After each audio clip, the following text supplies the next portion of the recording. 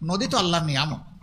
বিশ্বের যেখানে গিয়েছি নদীগুলার কত যত্ন নেয় তারা, কুলের সন্তানের মতো যত্ন নেয়। নদীর যাতে কোনো ক্ষতি না হয়, তার নাব্যতা, তার স্রোত, তার পানি ধারণের ক্ষমতা এবং পানির স্বচ্ছতা শতভাগ নিশ্চিত করার জন্য তারা জান প্রাণ দিয়ে চেষ্টা করে। আর আমাদের দেশে আল্লাহর এই নিয়ামতগুলোকে তিলে তিলে খুন করা হয়েছে, হত্যা করা হয়েছে। এই নদী খননের জন্য প্রত্যেক বছর বাজেট থাকে।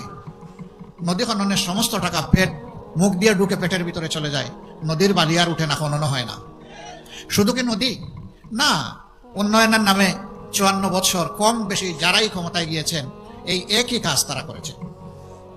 এই যারা 54 বছরে দেশটাকে কামড়ে একেবারে তছনছ করে দিয়েছে, আমরা গভীরভাবে বিশ্বাস করি এদের দৃষ্টিভঙ্গি এবং চরিত্র পরিবর্তন না হলে এরা দেশের জন্য ভালো কিছুই করতে পারবে না।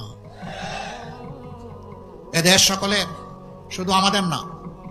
এদেশের আসমানের নিচে জমিনের উপরে যারাই বসবাস করে, দেশটি আমাদের সবার।